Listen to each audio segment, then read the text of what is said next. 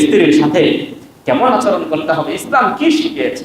আল্লাহ বলেন ওয়াশিরুহুন্না বিল মা'রুফ, স্ত্রীদের সাথে সদাচরণ করবে, ভালো আচরণ করো, দাসীর মতো না, কাজের নারীদের মতো তাদের সাথে আচরণ করলে চলবে না। স্ত্রীকে রাখতে হবে ঘরের রানী বানিয়ে। বিশ্বনবী মুহাম্মদ রাসূলুল্লাহ সাল্লাল্লাহু আলাইহি ওয়াসাল্লাম মুসলিম মুজাহিদিনদেরকে কড়াভাবে নির্দেশনা প্রদান করতেন, যুদ্ধের ময়দানে নারীদের গায়ে হাত তোলা যাবে না, শিশুদের গায়ে হাত তোলা যাবে না, বৃদ্ধ যারা আছে তাদের গায়ে হাত তোলা যাবে না। এই হাদিসের মধ্যে নারীদের মর্যাদা পুরুষের চাইতে কয় গুণ বেশি দেওয়া হয়েছে? 3 গুণ বেশি দেওয়া হয়েছে।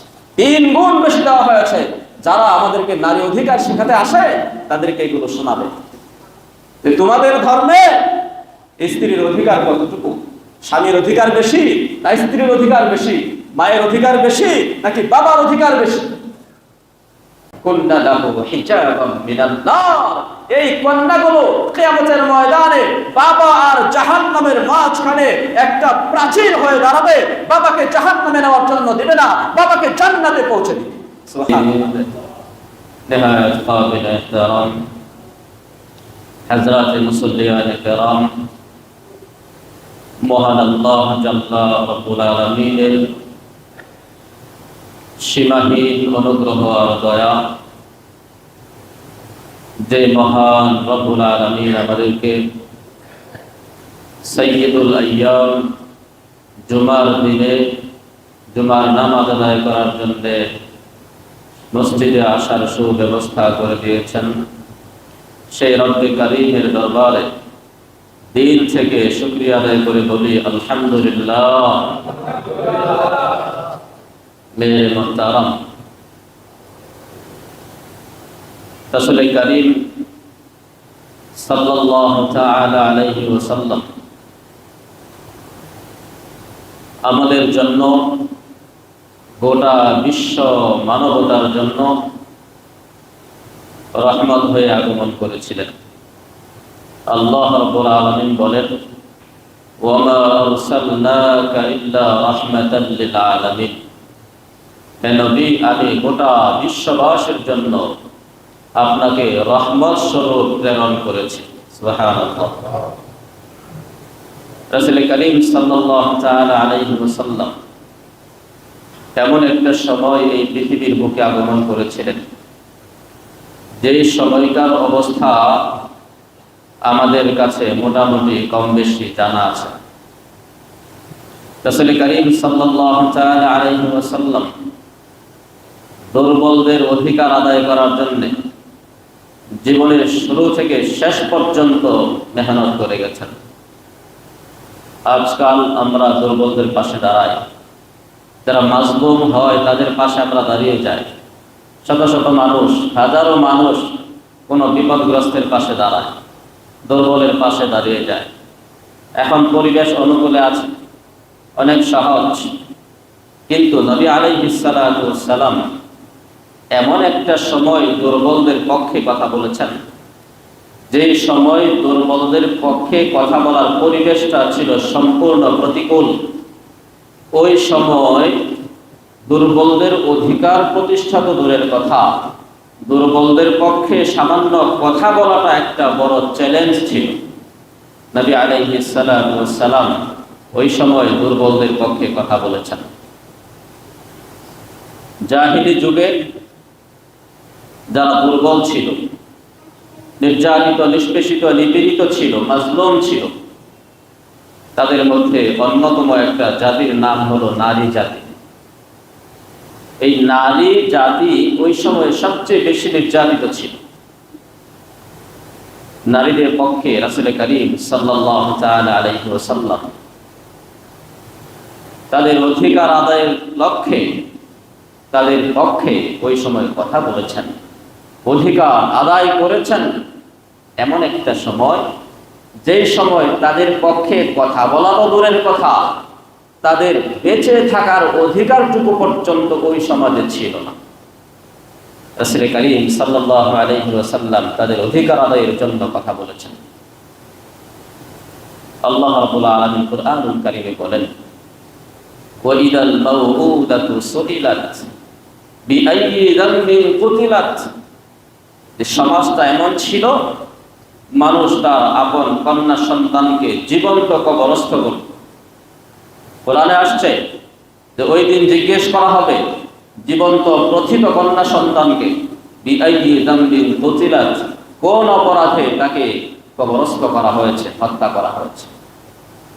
ওই সমাজের অবস্থাটা এত ভয়ানক আর এত ভয়ঙ্কর ছিল, নারীদের ক্ষেত্রে বিশেষ করে। রব্বুল আলামিন ওই সমাজের ছোট্ট একটা চিত্র কুরআনুল কারীমের সূরাতুন নাহলের 58 নম্বর আয়াতে কারিমার মধ্যে উল্লেখ করেছেন। আমি যে আয়াতে কারিমা আপনাদের সামনে খুতবার মধ্যে তিলাওয়াত করেছি, আল্লাহ বলেন, ওয়া ইদা বুশশিরা আহাদুহুম বিল উনসা, ওই সমাজের মানুষগুলোকে যখন কন্যা সন্তানের সুসংবাদ প্রদান করা হতো, ঘর থেকে যাত্রীরা এসে বলতো আপনার কন্যা সন্তান হয়েছে, এই সংবাদটা শোনার সাথে সাথে যাল্লা ওয়াজহুহু মুসওয়াদ্দান, তার চেহারাটা কালো হয়ে যেত, বাবার চেহারা ফ্যাকাশে হয়ে যেত, রং পরিবর্তন হয়ে যেত, চেহারার মধ্যে একটা লজ্জার ছাপ ফুটে উঠত। ওহুয়া কাযীম, সে এত লজ্জিত হতো, এত অপমানিত হতো যা ভাষায় প্রকাশ করা যায়। মিনাল কওম বিসু, এই যে তার কন্যা সন্তান জন্ম লাভ করেছে, সে এই লজ্জায় মানুষদের থেকে পালিয়ে পালিয়ে বেড়াত। মানুষের সামনে সে ধরা দিত না। মানুষের সামনে আসার পরে যদি মানুষ জিজ্ঞেস করে, আরে তোমার তো কন্যা সন্তান হয়েছে, তুমি তো সমাজের মধ্যে সবচেয়ে দুর্ভাগা ব্যক্তি, কন্যা সন্তানের বাবা হয়েছ, এই অপমান সে সহ্য করতে পারবে না।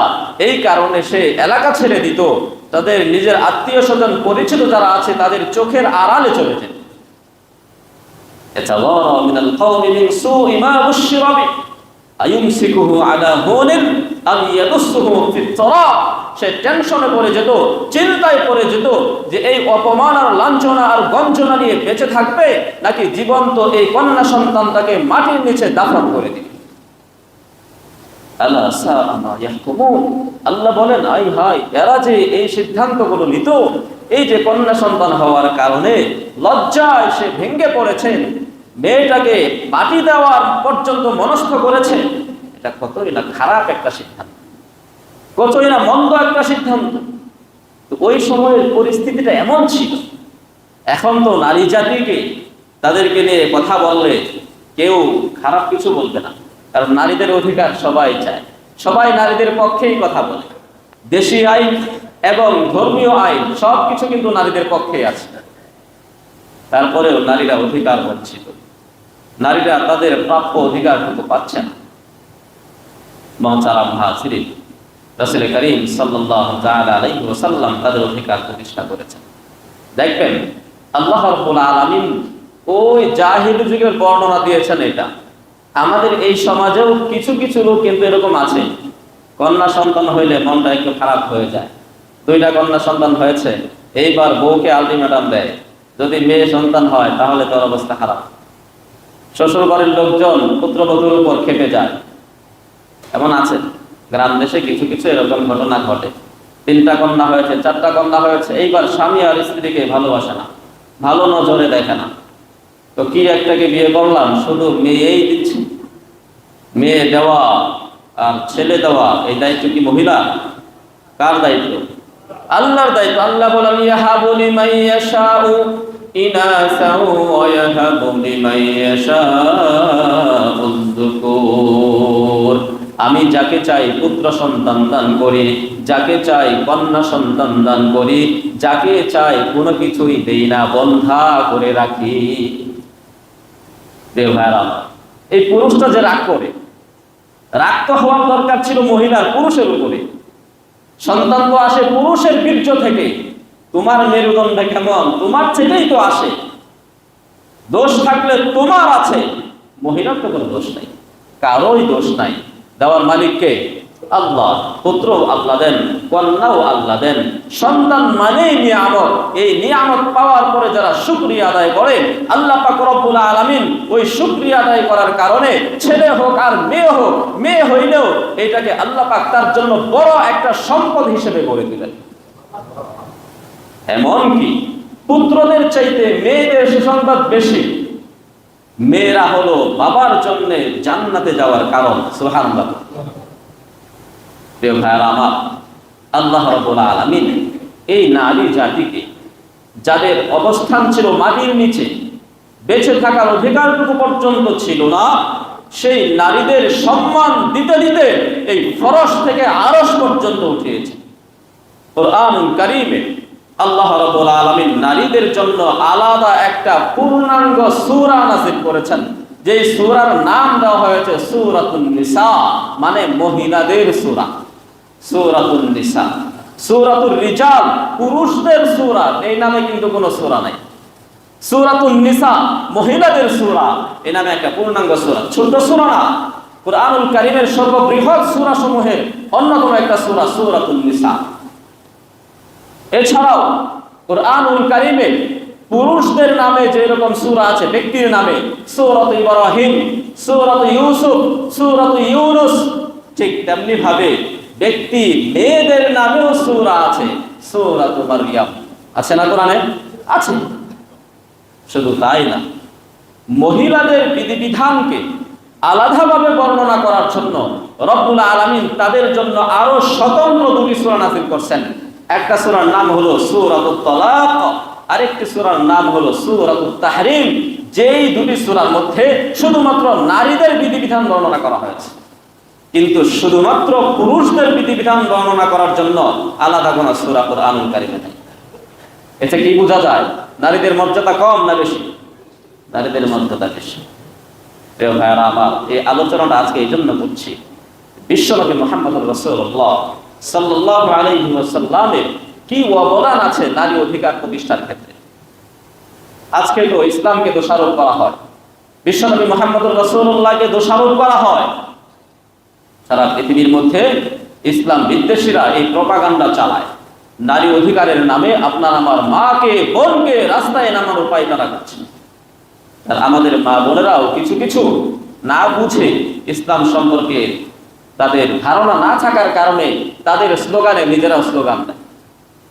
আফসোস আমার প্রিয় ভাইরা, নারীদের মর্যাদা বসানো ঈমানের তালিকায় সর্বপ্রথম যে ব্যক্তি ইসলাম গ্রহণ করেছে, নবী মুহাম্মদুর রাসূলুল্লাহকে নবী এবং রাসূল হিসেবে মেনে নিয়েছিলেন, তিনি ছিলেন একজন নারী, হযরতে খাদিজাতুল কুবরা রাদিয়াল্লাহু তাআলা আনহা।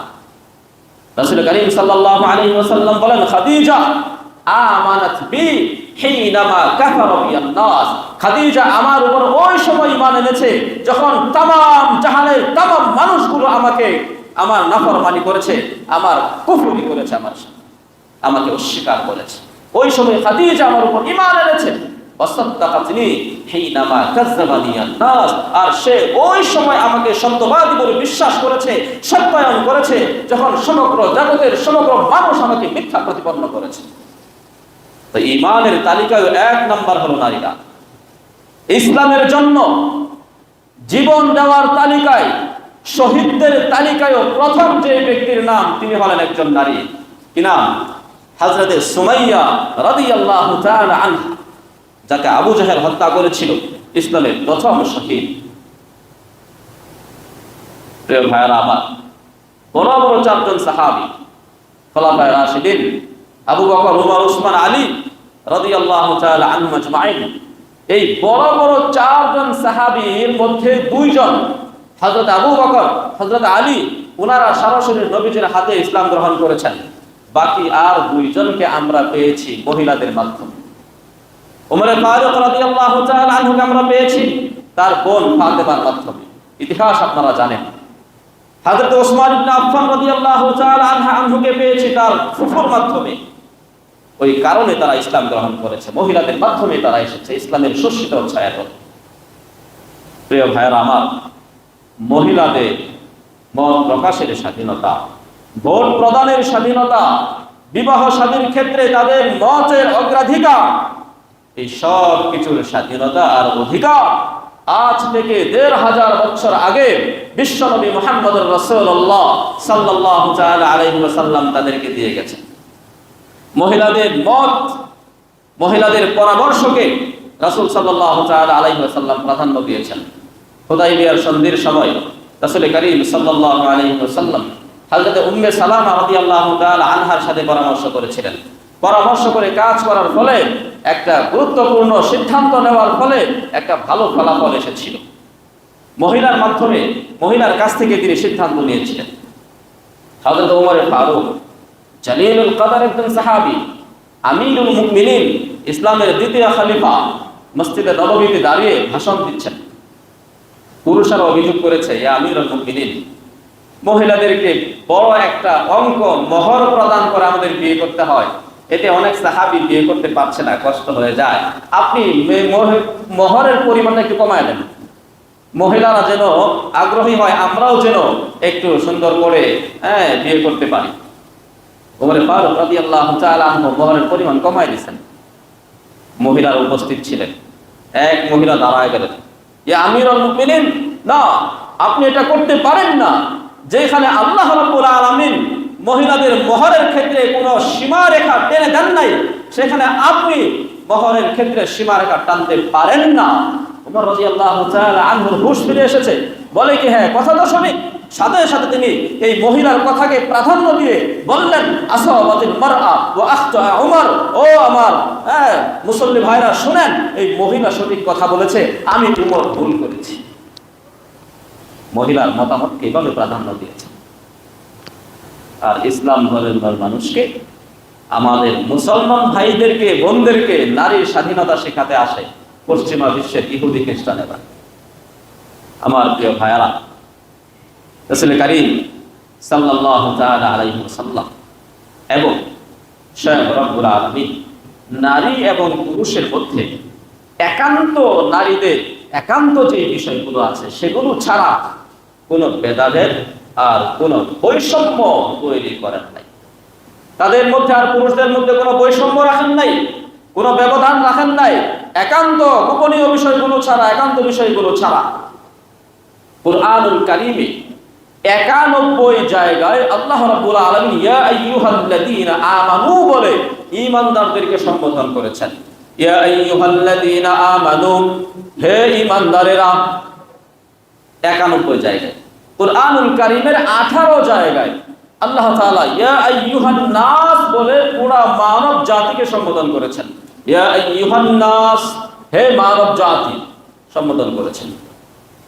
এই ৯১ এবং ১৮ জায়গায় যেখানে ইয়া আইয়ুহাল্লাযীনা আমানু এবং ইয়া আইয়ুহান নাস বলে সম্বোধন করা হয়েছে, এখানে নারী এবং পুরুষকে আলাদা করা হয় নাই। ইয়া আইয়ুহাল্লাযীনা আমানু মানে হে পুরুষ ঈমানদার ও নারী ঈমানদারগণ, ইয়া আইয়ুহান নাস মানে হে মানব জাতির নারীকুল এবং পুরুষকুল, তোমরা সবাই একসাথে শোনো। একসাথে সবাইকে ডাকা হয়েছে, আলাদাভাবে পুরুষদেরকে ডেকেছে, মহিলাদেরকে বঞ্চিত করা হয়েছে, এরকম নাই। প্রিয় ভাইয়েরা আমার, ঈমানের ক্ষেত্রেও নারীদের স্বাধীনতা আছে। পুরুষরা যেরকম ইচ্ছে করলে ঈমান আনবেন, ইচ্ছে করলে ঈমান আনবেন, লা ইকরাহা ফিদ্দীন, কোনো জবরদস্তি নাই। ইচ্ছে করলে আপনি আসেন, ইচ্ছে করলে না আসেন, আপনার স্বাধীনতা আছে। ঠিক তেমনি ভাবে নারীদের ক্ষেত্রেও একই অবস্থা। স্বামী, বাবা, ভাই জোর করে কোনো মহিলাকে ধর্ম চাপিয়ে দিতে পারবে না, ইসলাম গ্রহণ করো, না হয় বাড়ি চা, এই কথা বলতে পারবে, এই অধিকার নাই। প্রিয় ভাইয়েরা আবার, সব জায়গায়, যত জায়গায় দেখবেন কোরআনের বিধান সমান অধিকার, ক্ষেত্র বিশেষে নারীদেরকে অগ্রাধিকার দেওয়া হয়েছে। আর সব জায়গায় সমান অধিকার দেওয়া হয়েছে। নারী এবং পুরুষ একই জাতি, একই জাতি। শাস্তি প্রদানের ক্ষেত্রে কোন পুরুষ ব্যভিচারী জিনা করেছে, তার জন্য যে শাস্তি, নারীর জন্য একই শাস্তি। এমনকি ক্ষেত্র বিশেষে নারীর জন্য শাস্তির পরিমাণটা কিছু হালকা করা হয়েছে। নারী তার মর্যাদা বেশি, এই সম্মান, আর না হয় একই রকম।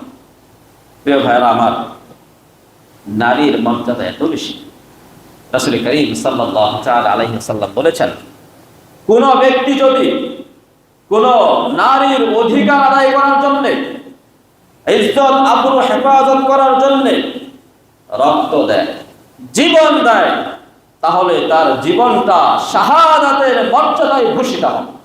সুবহানাল্লাহ। বনু কুরাইজাতে একজন মহিলার সাথে এরকম খারাপ আচরণ করা হয়েছে। এক সাহাবী গেলেন প্রতিবাদ করার জন্য, সেই ইহুদিরা সাহাবীকে মেরে ফেলেছে। সাহাবায়ে কেরাম বললেন, ইয়া রাসূলুল্লাহ, অমুক ব্যক্তি ওই মহিলার ইজ্জত হেফাজত করার জন্য বনু কুরাইজাতে গিয়েছিল, তারা তাকে মেরে ফেলেছে। নবীজি বললেন, সে শহীদের মর্যাদা পাবে। সুবহানাল্লাহ। আমার নারীদের মর্যাদা আল্লাহ রাব্বুল আলামিন এত বেশি প্রদান করেছে। এই যে ভারতবর্ষে আমরা ইসলাম পেয়েছি, ইতিহাস তো আপনারা সবাই জানেন, প্রকাশ্যে ব্যাপকভাবে ইসলামের প্রচার আর প্রসার বা ইসলাম এসেছে একজন মহিলার মাধ্যমে।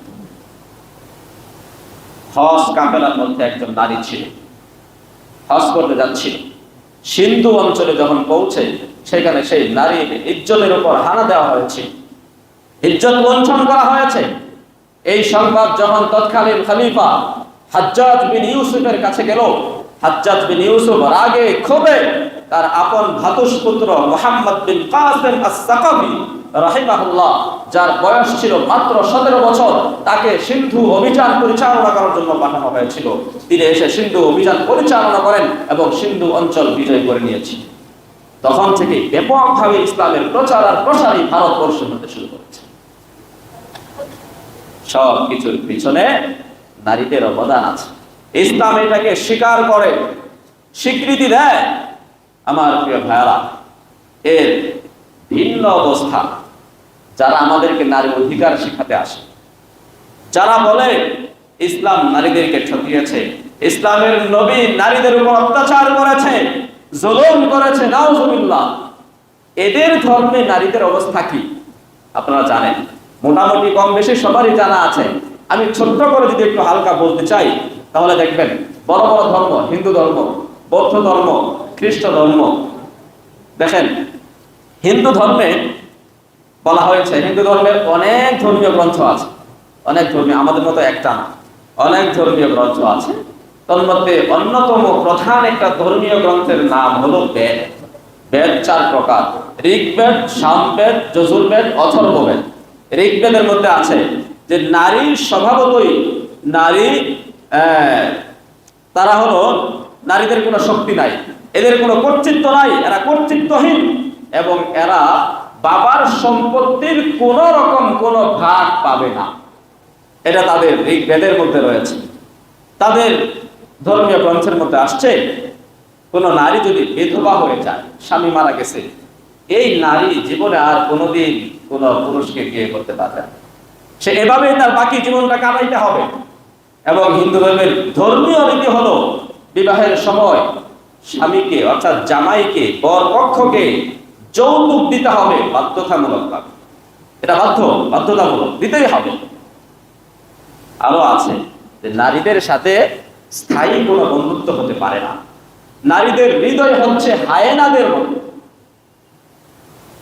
ভাইরা, আমি যে কথাগুলো বলছি এটা ধর্মীয় রীতি। এখন তাদের সমাজে কি আছে এটা আমি জানি না, তাদের ধর্মীয় রীতি হলো এটা। যাদের ধর্মের কথা এরকম, ওই সমাজে নারীর মর্যাদা কেমন হবে আমরা এমনিতেই বুঝতে পারি। প্রিয় ভাইরা আমার, খ্রিস্ট ধর্ম বা বৌদ্ধ ধর্ম যদি আমরা যাই, বৌদ্ধ ধর্মের তাদের ধর্মীয় কথা হলো নারীরা হলো সকল অনিষ্টের মূল, সকল পাপের মূল হলো নারী।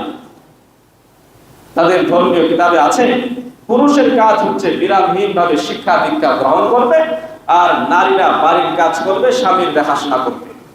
তাদের ধর্মীয় গ্রন্থে আছে নারীর স্বভাবতই বিশ্বাসঘাতিনী, নারীকে কখনো বিশ্বাস করা যায় না, নারীকে কখনো প্রশংসা করা যায় না, এরা প্রশংসার যোগ্য নয়।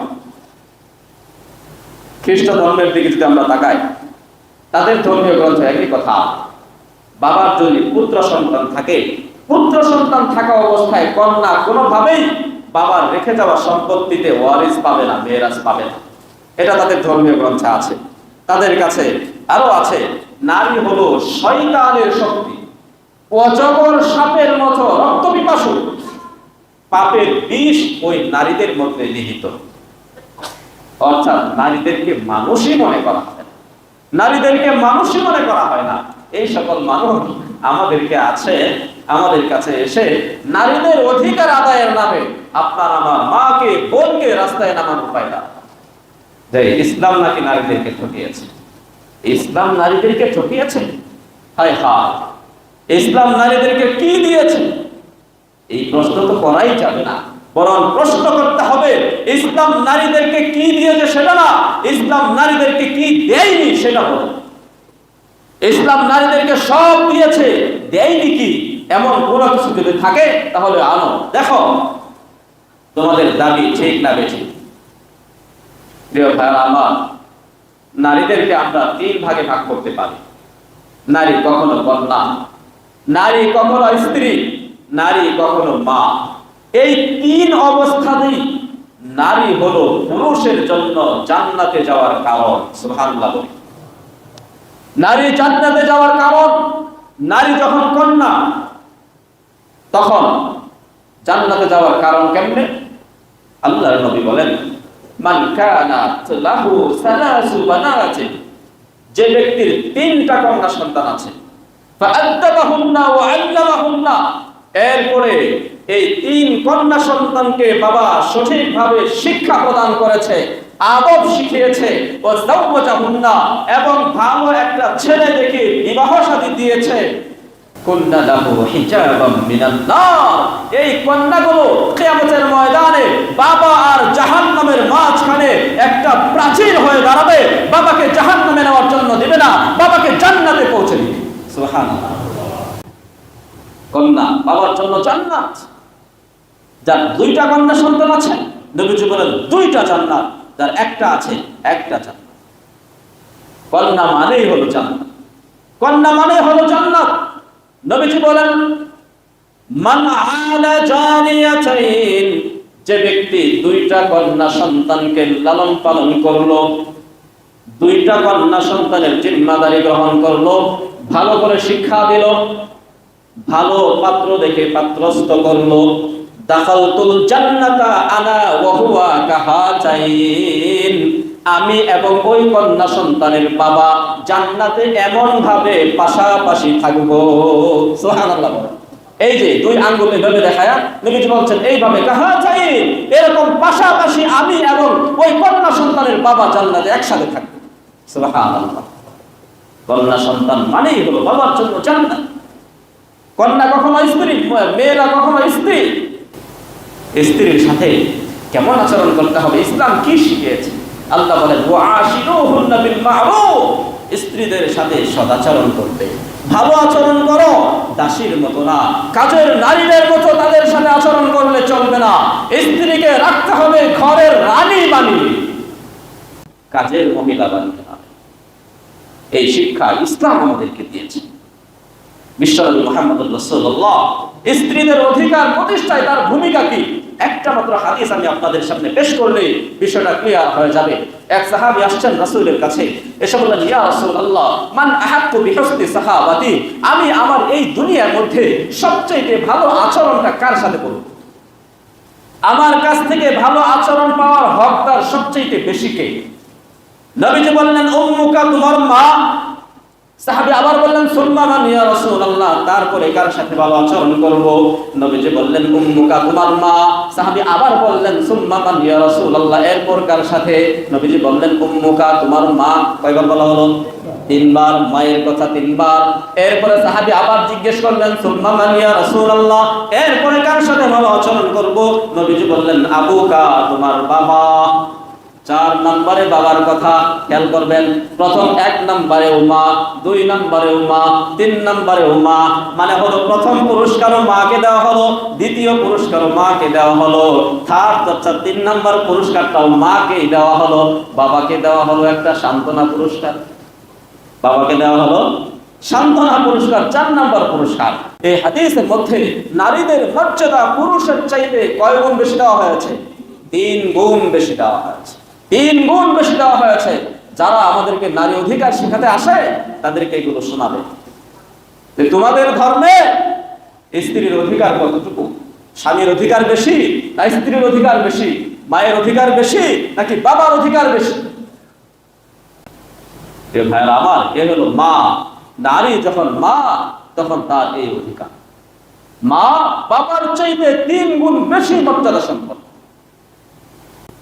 রণাঙ্গনে নারীদের গায়ে হাত তোলা নিষেধ, ইসলাম এটাকে নিষেধ করেছে।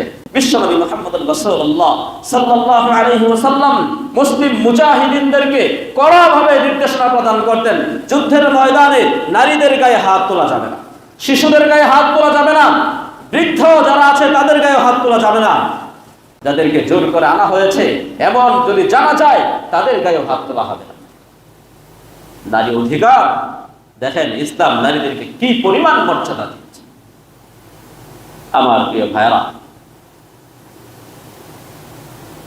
নারী কখনো কখনো বিধবা হয়ে যায়। আমরা শুনেছি ভিন্ন ধর্মে আছে নারী যখন বিধবা হয়ে যায় আর বিয়ে করতে পারবে না, এমনিতেই থাকতে হবে। ইসলাম কি বলে? নারীর স্বামী মারা গেছে অথবা তালাক হয়ে গেছে, মুতাল্লাকা হয়ে গেছে, এখন এই নারীর কি অবস্থা? এই নারী কি সমাজের মধ্যে পচে গেছে? তার দাম কি কমে গেছে? কমে নাই। রাসূল করিম সাল্লাল্লাহু তাআলা আলাইহি ওয়াসাল্লাম বলেন, as-sa'i 'alal admilati wal masakin, যে ব্যক্তি কোন বিধবা মহিলার জিম্মাদারি গ্রহণ করবে, তার দায়িত্ব নিজের কাঁধে তুলে নেবে, ওই লোকটা কাল মুজাহিদি ফি সাবিলিল্লাহ, আল্লাহর পথে সরাসরি জিহাদরত অবস্থায় মুজাহিদের যে সওয়াব, এই লোকটা সেই সমান সওয়াব অর্জন করবে। সুবহানাল্লাহ। নবী আরো বলেছেন, আও কাল্লাযী ইয়াকুমুল লাইলা ওয়া ইয়াসুমুন নাহার, অথবা এই বিধবা মহিলার দায়িত্বভার গ্রহণকারী পুরুষ ওই পুরুষের মতো যে সারা দিন রোজা রাখে, সারা রাত ইবাদত বন্দেগী করে। সুবহানাল্লাহ। চিন্তা করছেন ইসলামে নারীদের মর্যাদা কি পরিমাণ দেওয়া হচ্ছে? এমন কোন হাদিস কিন্তু নাই যে স্ত্রী মারা গেছে পুরুষ খালি, এই পুরুষকে কি বলে? যার বউ নাই, মারা গেছে, বিপত্নী। এমন কোন হাদিস নাই যে এই পুরুষের দায়িত্ব যদি কেউ গ্রহণ করে তাহলে তার এই সওয়াব পাওয়া যাবে, এরকম কিন্তু নাই। নারীর ক্ষেত্রে ঠিকই আছে। আমার প্রিয় ভাইয়ারা, শুধু নারীদেরকে এইভাবে না, নারীদের শিক্ষা ও অধিকার, নারীদের যাবতীয় অধিকার বিশ্বনবী মুহাম্মদ রাসূলুল্লাহ সাল্লাল্লাহু আলাইহি ওয়াসাল্লাম প্রতিষ্ঠা করে গেছেন। শিক্ষার ক্ষেত্রে বলা হয়ে থাকে যে ইসলাম নারীদেরকে শিক্ষার ক্ষেত্রে উৎসাহিত করে না, নিরুৎসাহিত করে না। কে বলেছে আপনাকে? ইসলাম যেই সমাজের মধ্যে নারী এবং পুরুষ কোন জাতি শিক্ষা গ্রহণ করত না, নবী আলাইহিস সালাতু ওয়াস সালাম যে সমাজে এসেছিলেন ওই সমাজের মধ্যে গোটা আরবের মধ্যে মাত্র 17 জন মানুষ ছিল যারা শিক্ষিত। কয়জন? ইতিহাস থেকে পাওয়া যায় মাত্র 17 জন মানুষ ছিল শিক্ষিত, বাকি সব ছিল মূর্খ। ওই সমাজের মধ্যে নবী আলাইহিস সালাতু ওয়াস সালাম এসে বলেছিলেন, তালাবুল ইলমি ফরিদাতুন আলা কুল্লি মুসলিমিন ওয়া মুসলিমা, নারী এবং পুরুষ প্রত্যেকটা মানুষের জন্য বিদ্যা অর্জন করা ফরজ। বিদ্যা অর্জন করা ফরজ, ইলম শিক্ষা করা ফরজ। যে নবী ইলম শিক্ষাকে ফরজ করে দিলেন, আপনারা বলেন যে নারীদেরকে ইসলামের নবী শিক্ষার অধিকার থেকে বঞ্চিত করেছে, নিরুৎসাহিত করেছে। কিভাবে বলা? পুরুষদের পাশাপাশি নারীরাও বড় বড় শিক্ষিত ছিল। পুরুষরা যেরকম বড় বড় মুহাদ্দিস হয়েছিল, মুফতি হয়েছিলেন, ঠিক নারীরাও হয়েছিল। সাহাবায়ে কেরামের যুগে, নবীর যুগে বড় বড় সাহাবায়ে কেরাম এক একজন হাফেজ ছিলেন, মুফতি ছিলেন, মুহাদ্দিস ছিলেন। নারীদের মধ্যেও হাফেজা ছিলেন, মুফতিয়া ছিলেন, মুহাদ্দিসা ছিলেন। আম্মা জান আয়েশা সিদ্দিকা রাদিয়াল্লাহু তাআলা আনহা অনেক পুরুষের চাইতে বড় মুফতি ছিলেন, অনেক পুরুষ সাহাবীর চাইতে বড় মুহাদ্দিসা ছিলেন। সাহাবায়ে কেরাম রাদিয়াল্লাহু তাআলা আনহুম বড় বড় সাহাবী। কোন একটা সমস্যা দেখা দিয়েছে, পাঠায় দিতেন, যাও আয়েশা রাদিয়াল্লাহু তাআলা আনহার কাছে যাও, ওনার কাছ থেকে সমাধান নিয়ে আসো। 2210টি হাদিস তিনি বর্ণনা করেছেন, 2210টি হাদিস বর্ণনা করেছেন। একজন মহিলা,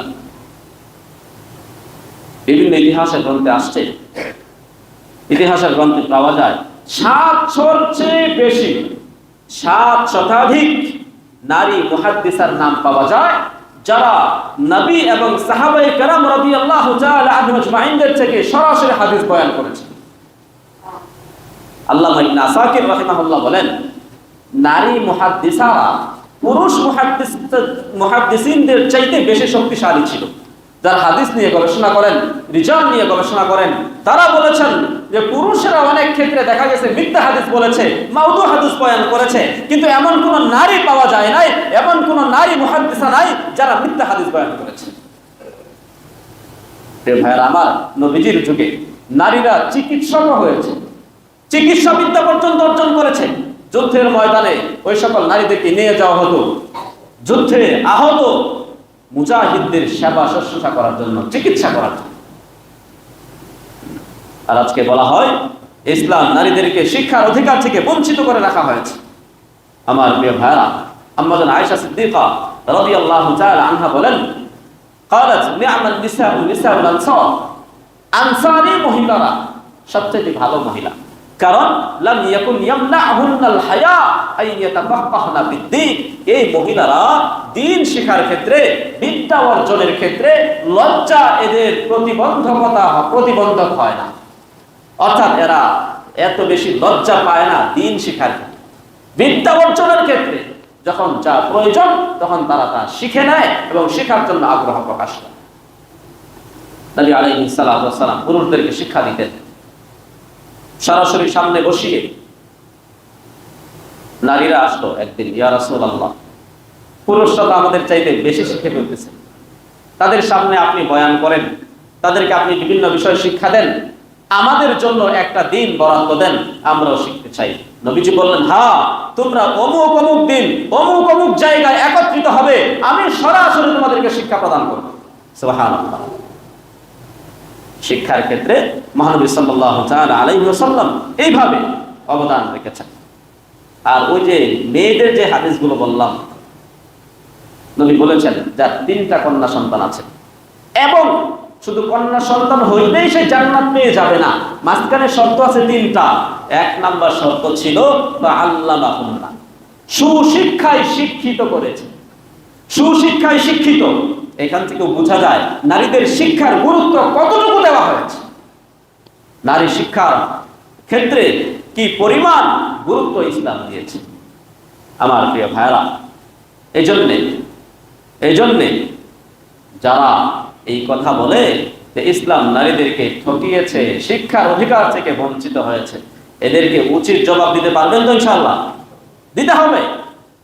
আমার প্রিয় ভাইরা, সবচেয়ে বড় প্রশ্ন যেখানে নারীদেরকে পৈতৃক সম্পত্তি থেকে বঞ্চিত করা হয়েছে। ছেলে আর মেয়ে বাবার আছে, ছেলে পাবে বাবার সম্পত্তির 2 টাকা, মেয়ে পাবে কয় টাকা? 1 টাকা, অর্ধেক পাবে না। জানেন না আপনারা এটা? আল্লাহ বলেন, ইউসিকুমুল্লাহু ফি আওলাদিকুম লিয-যাকারি মিসলু হাযযিল উনসায়াইন।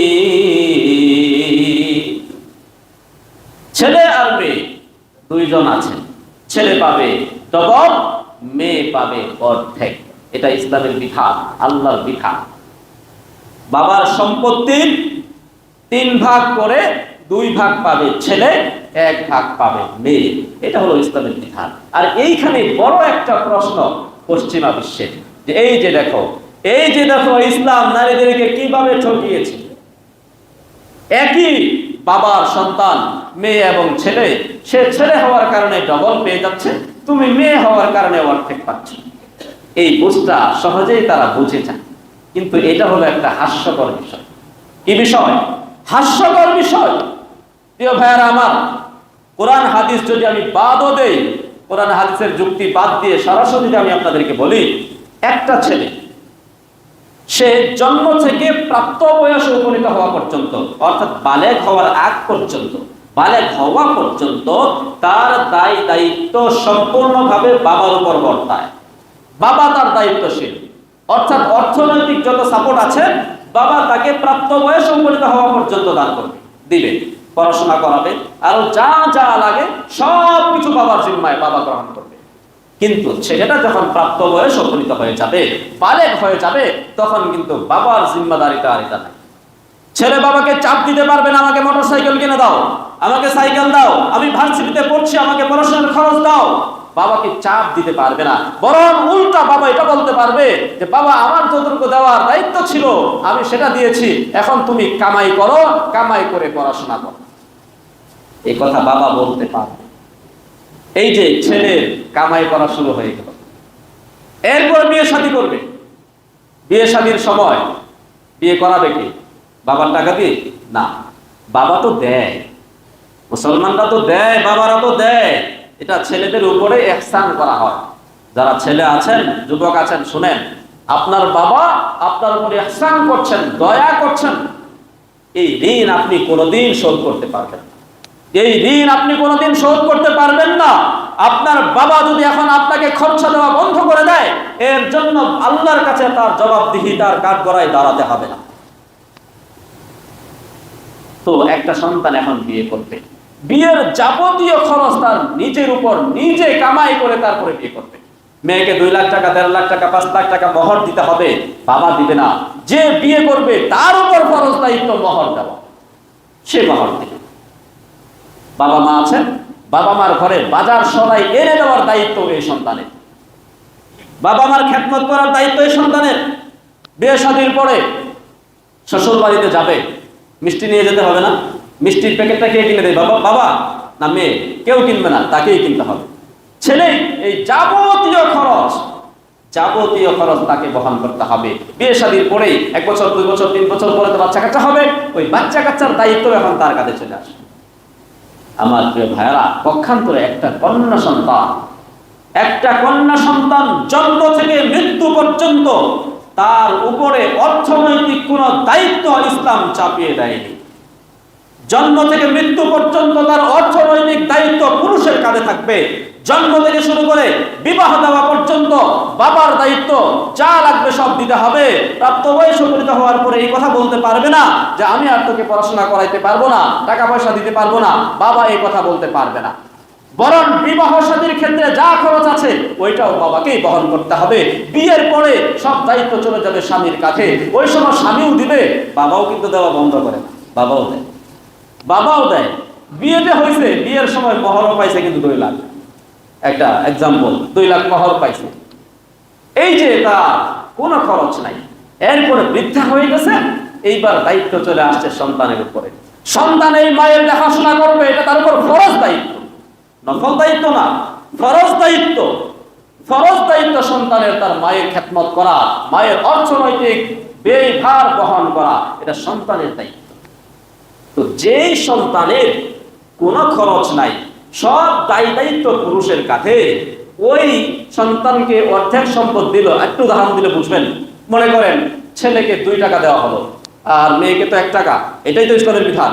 ছেলেকে 2 টাকা দিয়ে বলা হলো যাও তুমি বাজার সদাই করে নিয়ে এসো, লম্বা একটা লিস্ট তার হাতে ধরিয়ে দেওয়া হলো, এই এই এই এই কিনে আনবা। কিনতে গিয়ে দেখে 2 টাকা তো বহু আগেই শেষ, নিজের পকেটের আরো 2000 টাকাও শেষ। আর মেয়েকে 1 টাকা দেওয়া হলো, দিয়ে বলা হলো যাও তুমি 1 টাকা তোমার মন মতো খরচ করো, খরচ করলে খরচ করো, ব্যাংকে রাখলে ব্যাংকে রেখে দাও, ব্যাংকে ব্যাগে রাখতে চাইলে ব্যাগে রেখে দাও। এবার বলেন কাকে জিতানো হলো? নারীকে জিতানো হলো নাকি পুরুষকে জিতানো হলো? কথা বলেন না কেন? বুঝেন না আপনারা? নারী ঠকেছে নাকি জিতেছে? তার তো কোনো খরচ নাই, 1 টাকাও রয়ে গেল, মহার হিসেবে যেটা পাইছে সেটাও রয়ে গেল। হ্যাঁ, সে যদি অন্যত্র খরচ করতে চায়, স্বামী যদি তার কাছ থেকে নেয়, সে যদি সম্মতিতে দিতে চায়, সেটা তো ভিন্ন কথা। ইসলাম তো তার উপর অর্থনৈতিক কোনো বোঝা চাপিয়ে দেয় নাই, সব চাপ পুরুষের উপরে। সুতরাং এই কথা বলারও কোনো সুযোগ নাই যে ইসলাম আর বিশ্বনবী মুহাম্মদ রাসূলুল্লাহ সাল্লাল্লাহু আলাইহি ওয়াসাল্লাম নারীদেরকে অর্থনৈতিকভাবে ঠকিয়েছে, এই কথাও কোনো বলতে পারবে না, বলার কোনো সুযোগ নাই। আমার প্রিয় ভাইরা, তারপরেও যেটা বলতে একটু কষ্ট হয়, আমাদের সমাজের নারীরা অবহেলিত, নির্যাতিত। কারণটা কি? কারণ হইল আমাদের পুরুষদের অবহেলা। আমরা পুরুষরা অবহেলা করি। বাবা যখন মেয়েকে নিয়ে অবহেলা করে, মেয়ে তখন অধিকার থেকে বঞ্চিত হয়। স্বামী যখন অবহেলা করে, স্ত্রী তার অধিকার থেকে বঞ্চিত হয়। সন্তান যখন অবহেলা করে, মা তখন অধিকার থেকে বঞ্চিত হয়। এই জন্য আপনাকে আমাকে সংশোধন হওয়া লাগবে। আমরা আমাদের উপর ইসলাম যে দায়িত্ব চাপিয়ে দিয়েছে, আমাদের উপর যে দায়িত্ব অর্পণ করা হয়েছে, সেটা যদি আমরা পুঙ্খানুপুঙ্খানুভাবে পালন করি, নারীরা তো নির্যাতিত হওয়ার কথা না। ইসলামের নারী, ইসলামের নবী নারীদের উপর কোনোদিন হাত তুলেন নাই। আপনি স্বামী, আপনি তো প্রত্যেকদিন মারেন বউকে। আপনার ইতিহাস আপনি চিন্তা করেন, বিবাহের পর থেকে এই পর্যন্ত কয়দিন আপনার স্ত্রীর গায়ে হাত তুলেছেন? সামান্য একটা বিষয় নিয়ে আপনি স্ত্রীর গায়ে হাত তুলেছেন। আপনি স্ত্রীর অধিকার খর্ব করেছেন, তাকে তার প্রাপ্য অধিকারটুকু দেন নাই, তার প্রাপ্য সম্মান আপনি তাকে দেন নাই। আল্লাহ বলেছেন, হুন্না লিবাসুল লাকুম ওয়া আনতুম লিবাসুল লাহুন্না, স্ত্রীরা তোমাদের জন্য পোশাক আর তোমরা স্ত্রীদের জন্য পোশাক। একজন আরেকজনকে ঢেকে রাখবে, অর্থাৎ একজন আরেকজনের পরিপূরক। একজনকে ছাড়া আরেকজনকে কল্পনা করা যাবে না। সবার সম্মান সমান। আপনি তো কথায় কথায় তার গায়ে হাত তুলেন। রান্না একটু খারাপ হইলে, আপনার পছন্দ হইল না, গালিগালাজ শুরু করে দিলেন। তার অধিকার খর্ব করলেন, তার অধিকার থেকে তাকে বঞ্চিত করলেন। আপনার সন্তান মেয়ে, তাকে আপনি সুশিক্ষায় শিক্ষিত করলেন না, বেপরদায় ছেড়ে দিয়েছেন, বেপরদায় ছেড়ে দিয়েছেন। আপনি তার অধিকার খর্ব করেছেন। আপনার দায়িত্ব ছিল তাকে সুশিক্ষায় শিক্ষিত করবেন। পড়ান আপনি স্কুলে, পড়ান আপনি কলেজে, পড়ান আপনি ভার্সিটিতে, কোনো আপত্তি তো নাই। কিন্তু ইসলামের গণ্ডির বাইরে দিয়ে তো আপনি তাকে এইভাবে করতে পারেন। বেহায়াপনা শিখিয়ে, বেলেল্লাপনা শিখিয়ে। এই যে আপনি একজন কন্যা সন্তানের বাবা, আপনার যাওয়ার ছিল জান্নাতে এই কন্যা সন্তানের উসিলায়, আর আপনি এই কন্যাটাকে এমন ভাবে শিক্ষা দিলেন, এমন বেহায়াপনা শিক্ষা দিলেন যে এই নারীর কারণে আপনি সমাজে মুখ দেখাইতে পারেন। এই কন্যা সন্তানের কারণে আপনি আল্লাহর কাছে ধরা পড়ে যাবেন। আপনি আপনার কন্যার অধিকার খর্ব করেছেন। সন্তান অবহেলা করে, সন্তান বিয়ে করার পরে বউ বাচ্চাকে নিয়ে খুব আরামে থাকে, মায়ের খোঁজ খবর কোনোদিন নিতে চায় না। মা কি করছে, কিভাবে খাচ্ছে, কিভাবে কষ্ট করে রান্না করছে, এই খবর আপনি নেন না। আপনি মায়ের অধিকার খর্ব করছেন। নারীরা এইভাবে লাঞ্ছিত হচ্ছে, অপমানিত হচ্ছে, নির্যাতিত হচ্ছে, অধিকার থেকে বঞ্চিত হচ্ছে। আপনার বাবা মারা গেছে, আপনি, আপনার উচিত ছিল বাবা মারা যাওয়ার 2-1 দিনের মধ্যেই বোনদেরকে নিয়ে বসা, বোনদেরকে নিয়ে বসে একটা আলাপ আলোচনা করা যে বাবা তো চলে গেছে, বাবার রেখে যাওয়া সম্পত্তি আছে এই পরিমাণ, এতটুকুন তোমরা পাবা, এতটুকুন আমরা পাবো, এখন তোমরা তোমাদেরটা নিয়ে যাও, আমরা আমাদেরটা নিয়ে যাই। এটা ভাইয়ের দায়িত্ব। কই, বছরের পর বছর পার হয়ে যায়, কারো বাবা মারা গেছে 10 বছর হয়ে গেছে, বোনদেরকে নিয়ে একদিনও বসার সুযোগ হয় না। আপনি বোনদের অধিকার নষ্ট করছেন। যে কয়দিন আপনি তাদের এই সম্পদ ভাগ বাটোয়ারা করে আপনারা ভাইয়েরা খাচ্ছেন, এই সম্পদের মধ্যে বোনদেরও তো অধিকার আছে, আছে না নাই? অর্ধেক হলেও তো আছে। আপনি তো সেটা ঠিক মতো আদায় করছেন না। তার মানে আপনি আপনার বোনের অধিকার লুণ্ঠন করে খাচ্ছেন, খর্ব করছেন। এই জন্য নারীরা আজকে অবহেলিত আমাদের কারণে। আমরা পুরুষরা যদি সচেতন হই, আমরা যদি তাদের অধিকার আদায়ের ব্যাপারে নবী আলাইহিস সালামের বিধানাবলী পূর্ণাঙ্গভাবে ফলো করি, তাহলে কোন মুসলিম নারী অন্তত নির্যাতনের শিকার হতে পারে না, অধিকার বঞ্চিত হতে পারে না। আমার প্রিয় ভাইরা, এই যে সারা বিশ্বের মধ্যে, বিশেষ করে পশ্চিমা বিশ্বে নারীদেরকে নিয়ে এত আলোচনা করা হয় যে নারীদেরকে ইসলাম ঠকিয়েছে, নারীর স্বাধীনতার দরকার আছে, এই বিভিন্ন কিছু স্লোগান দিয়ে তারা আমাদের মা বোনদেরকে মাঠে নামাতে চায়, রাস্তায় নামাতে চায়। এই যে নেতিবাচক একটা আলোচনা, এই নেতিবাচক আলোচনাটা কিন্তু একদম খারাপ না, এর একটা ভালো ফলাফলও আছে। এই ভালো ফলাফলটা আমরা মুসলমানরা ভোগ করি। ওই মার্কিন একজন নওয়া মুসলিমা মহিলাকে জিজ্ঞেস করা হয়েছে, আপনি ইসলাম গ্রহণ করলেন কেন? কার মাধ্যমে আপনি ইসলাম গ্রহণ করেছেন? মহিলা বলেছিলেন, আমি জর্জ বুশের মাধ্যমে ইসলাম গ্রহণ করছি। কার মাধ্যমে? বুশের মাধ্যমে। আরে বলেন, বুশের মাধ্যমে আপনি ইসলাম গ্রহণ করেছেন? বুশ তো মুসলমান না। না, এই জন্যই তো, কারণ সে ইসলামের বিপক্ষে এত বেশি বয়ান আর বক্তৃতা দিয়েছে, এত বেশি কথা সে ইসলামের বিপক্ষে বলেছে যে ইসলাম নারীদেরকে কি কোন দিক থেকে তাদের অধিকার খর্ব করেছে, নারীদেরকে কিভাবে নির্যাতন করে রাখা হয়েছে ইসলাম ধর্মে, এত বেশি কথা সে বলেছে যে আমাদের মনে একটা সন্দেহ তৈরি হলো যে কথাগুলো কি আসলে সঠিক, আমাদের একটু দেখা দরকার। তো আমরা ইসলাম নিয়ে পড়তে শুরু করলাম। ইসলাম নিয়ে যখন পড়া শুরু করলাম তখন দেখতে পেলাম, আরে ইসলামে তো নারীরা শুধু নারী না, ইসলামে তো নারীদেরকে ঘরের রানী করে রাখা হয়েছে। সুবহানাল্লাহ, ইসলামে নারীদেরকে ঘরের রানী বানানো হয়েছে, রানী রানী, এরা শুধু নারী না। তখন আমি ইসলাম গ্রহণ করছি। নেতিবাচক আলোচনার একটা ফলাফল এখনো পশ্চিমা বিশ্বে প্রত্যেকদিন শত শত মানুষ ইসলাম গ্রহণ করছে। রিপোর্টে বলা হয় যে প্রতি 5 জন ইসলাম গ্রহণকারীর মধ্যে 4 জনই হলো নারী। 4 জনই নারী, কারণ তারা জেনে গেছে, নারীরা বেশি বুঝছে যে আমাদেরকে নারী অধিকার দেওয়ার নামে আমাদের মাধ্যমে তারা কি করতে চায়, কি ফায়দা লুটতে চায়। পর্নোগ্রাফিতে নারী, বিজ্ঞাপনে নারী, সব জায়গায় নারী। এতে কি নারীদের মর্যাদা বাড়ানো হচ্ছে নাকি কমানো হচ্ছে? কমানো হচ্ছে। যারা বুদ্ধিমতী, যারা বুঝমান বুঝে, যারা শিক্ষিত, পড়াশোনা করে, যাদের মাথা ঠিক আছে, তারা তো অবশ্যই এগুলো বুঝে যে আমার ছবি ওইখানে উলঙ্গ অবস্থায় ফেলে রাখা হয়েছে, এতে কি আমার সম্মান বাড়লো? এতে তো আমার সম্মান কমলো। যারা এগুলো বুঝে না, নিজের মান মর্যাদার ইজ্জতের কদর যাদের কাছে নাই, তারাই ওই পশ্চিমা বিশ্বের স্লোগানের সাথে তাল মিলিয়ে তারা ওই কথাগুলো। আমার প্রিয় ভাইয়ারা, সর্বশেষ শেষ করে দিচ্ছি। ওয়া কুল্লি আযীমিন উম্মুন আযীমাতুন আবিমরাতুন আযীমা। প্রত্যেক মহাপুরুষের পিছনে একজন মহিয়সী নারীর ভূমিকা রয়েছে। যে যত বড় হয়েছে পুরুষ, দেখবেন তার পিছনে অবশ্যই কোনো না কোনো একজন মহিয়সী নারীর অবদান রয়েছে।